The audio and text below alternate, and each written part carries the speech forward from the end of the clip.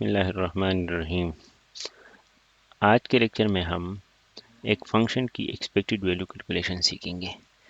इससे पहले हमने ये कैलकुलेशन सीखा था कि इस तरह हमारे पास एक रैंडम वेरिएबल x की पीएमएफ होता था और हम इसकी कैलकुलेशन करना चाहता था उसकी पीएमएफ सारी एक्सपेक्टेड वैल्यू का। हम क्या करते थे, हम इस वैल्यू को इसके साथ मल्टीप्लाई करते थे पीएमएफ के साथ, x की इस वैल्यू को उसकी करस्पॉन्डिंग पीएमएफ के साथ और इस वैल्यू को इस करस्पॉन्डिंग पीएमएफ के साथ, और इन सारे टर्म्स को फिर सम करते थे और ये हमारे पास होता था x की एक्सपेक्टेड वैल्यू। फिर फंक्शन की भी हमने कैलकुलेशन की। उसके लिए एक तरीका जो अभी तक हमने सीखा था कि लेट्स सपोज y हमारे पास एक फंक्शन है रैंडम वेरिएबल z का, सही है, तो x का सॉरी। तो इसी केस में हम क्या करते थे कि y का पीएमएफ फाइंड करते थे। लेट्स सपोज उसका ये पीएमएफ है, तो फिर इसका ये वैल्यू लेके इसके साथ मल्टीप्लाई कर देते हैं और सिमिलरली ये वैल्यू भी इसके साथ मल्टीप्लाई कर देते हैं और फिर इन सब को सम कर देते हैं। तो इससे आता था हमारे पास expected value of random variable y। तो आज हम इसके एक और टेक्निक है और इसको भी एलिबरेट करते हैं, उन दोनों का डिफरेंसेस क्या है इसको भी देखेंगे। तो देखिए, हमारे पास परस करें x एक रैंडम वेरिएबल है और z a function of this random variable है और हम इंटरेस्टेड है z के रैंडम में। देखिए हमारे पास ये x रैंडम वेरिएबल है, एक z है और ये z हमारे पास एक फंक्शन ट्रांसफॉर्मेशन से आया है, x से आया है, सही। और अब हम इसके एक्सपेक्टेड वैल्यू में इंटरेस्टेड है, तो हम क्या कर सकते हैं, दो तरीके हैं। एक ये है कि हम z के पीएमएफ फाइंड करें और फिर z की करस्पॉन्डिंग वैल्यू मल्टीप्लाई करें करस्पॉन्डिंग पीएमएफ की वैल्यू के साथ और फिर सम करें।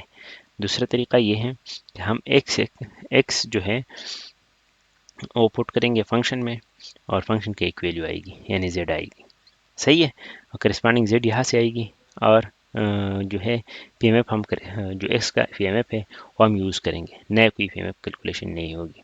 तो ये दो तरीके हैं, एक ये कि हम नए पीएमएफ कैलकुलेट करें, ये है कि नहीं कैलकुलेशन की ज़रूरत नहीं है। तो देखें इन दोनों में डिफरेंस क्या है। उसके लिए हम एक सिंपल एग्जांपल जो टास्क काइन वाला केस था 3 टाइम, उसको कंसिडर करते हैं और इसमें एक रिवार्ड फंक्शन था y। तो देखें इसमें ये हमारे पास सिंपल स्पेस था टास्क काइन 3 टाइम के केस में, तो उसमें 3 हेड भी आ सकते हैं, 2 हेड भी आ सकते हैं, 1 हेड भी आ सकते हैं और 1 हेड भी नहीं आ सकता। और एक्स एक्सिस पे इसकी जो पॉसिबल वैल्यू है वो आइदर 3, 2, 1 और 0 है। तो ये इसके करस्पॉन्डिंग है, ये इसके करस्पॉन्डिंग है, ये 1 हेड के करस्पॉन्डिंग है और ये 0 हेड के करस्पॉन्डिंग है, 0, सही है। इसके बाद एक रिवार्ड y था और वो 0, 1 और 8 वैल्यू ले सकता था। 0, 8 जो था वो इस केस में था कि x की वैल्यू 3 हो, 1 इस केस में है कि x की वैल्यू 2 हो और 0 इस केस में है कि x की वैल्यू इधर 0 हो और 1 हो। तो ये हमारे पास वैल्यू आ गई। अभी ये पीएमएफ है x की, सही है, ये पहले से कैलकुलेट था, अभी y की पीएमएफ भी पहले से कैलकुलेट है। ये हमारे पास प्रॉब्लम हो गया। इसके बाद ये फार्मूला हम यूज़ कर सकते हैं, ये वाला फार्मूला जो है इसमें यहाँ पे y इन्वॉल्व है, तो y एक्सिस ये है, तो हम इस एक्सिस पे इसमें जाएंगे। देखिए सबसे पहले क्या करना है, एक वैल्यू लेके y का उसकी करस्पॉन्डिंग जो इसी पॉइंट पे पीएमएफ है, पीएमएफ ऑफ y एट 0, उसके साथ मल्टीप्लाई करना है। फिर इसका नेक्स्ट वैल्यू लेंगे और मल्टीप्लाई करेंगे इसके जो करस्पॉन्डिंग वैल्यू है पीएमएफ का उसके साथ। फिर ये वैल्यू लेंगे y का और इसके करस्पॉन्डिंग जो पीएमएफ की वैल्यू है 1/8 उसके साथ मल्टीप्लाई करेंगे PMF value of y at 0.8। तो देखें 0 को 4/8 के साथ मल्टीप्लाई किया, फिर 1 को 3/8 के साथ मल्टीप्लाई किया और फिर 8 को 1/8 के साथ मल्टीप्लाई किया। ये तो 0 बन जाता है स्ट्रेट अवे और इन दोनों को सम करा, 3/8 को 11, 11/8, सही है। अभी अगर हम इस फार्मूले को यूज़ करेंगे तो इसमें हम देखें, इसमें एक बात आप नोट करें, हम इस एक्सिस पे जा रहे थे लेकिन यहाँ पे अब हम एक्स एक्सिस पे जा रहे हैं। तो देखें इसमें क्या करना है, सबसे पहले एक्स की एक वैल्यू लो, ये वैल्यू लेट सपोज हमने कंसिडर की। इसके बाद क्या करना है, ये इस फंक्शन में पुट करना है, सही है। फंक्शन में पुट की तो इसकी करस्पॉन्डिंग वैल्यू फंक्शन की क्या आ रहा है 0 पे, यही y की वैल्यू 0 आ रहा है, सही है।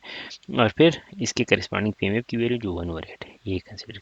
देखिए 0 फंक्शन की वैल्यू है और 1/8 पीएमएफ की वैल्यू है एट अपेक्स एट पोजीशन 0। फिर हमने नेक्स्ट वैल्यू अपेक्स कंसिडर की, वो 1 है, यहाँ फंक्शन में डाल दी 1, तो मैप कर दिया आपके लिए यहाँ 0 पे, तो 0 ले ली।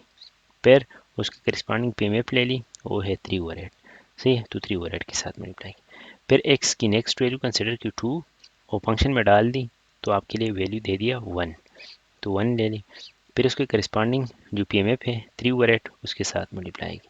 फिर जो है यह फंक्शन की वैल्यू 3 है, सारी एक्स की वैल्यू 3 है, वो हमने इस फंक्शन में डाल दी, तो ये वैल्यू आपको दे रहा है 8, तो हमने 8 वैल्यू ले ली।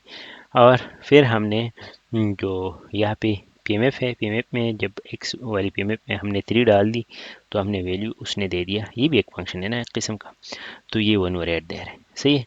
यहाँ पे दो फंक्शन इन्वॉल्व है, हर एक फंक्शन में एक्स की वैल्यू प्लग इन करेंगे, तो यहाँ पे मैप होंगी और एक यहाँ पे ऊपर मैप होगी, तो ये दोनों वैल्यूज टर्म हमने कलेक्ट करने। अगेन ये टर्म 0, ये टर्म 0 और ये टर्म 3 और 8। अगर इन दोनों फार्मूले से आप गौर से देखें, तो देखें इन दोनों में अभी जो है 0 कॉमन है, तो 0 हमने कॉमन करा, तो इन साइड क्या रह जाएगा, यहाँ पे 1/8 और यहाँ पे हमारे पास जो है नेक्स्ट टर्म जो है वो 3/8 है, सही है। इन दोनों को अगर आप फर्दर सम अप करेंगे तो 0 बाहर रहेगी और आपके साथ यहाँ पे 4/8 रह जाएगा, सही है।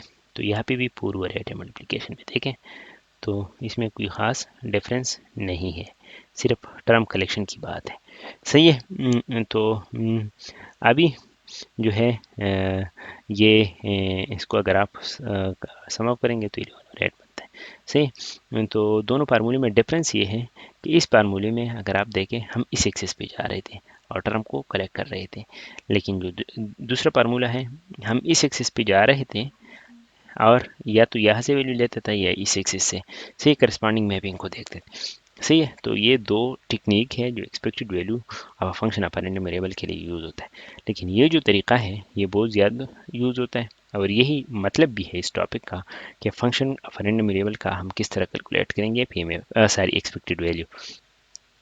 तो ये हो गया expected value of function of random variable. यहाँ पे ये लेक्चर हम एंड करते हैं, इंशाल्लाह फिर नेक्स्ट लेक्चर में मुलाकात होगी। खुदा हाफिज़।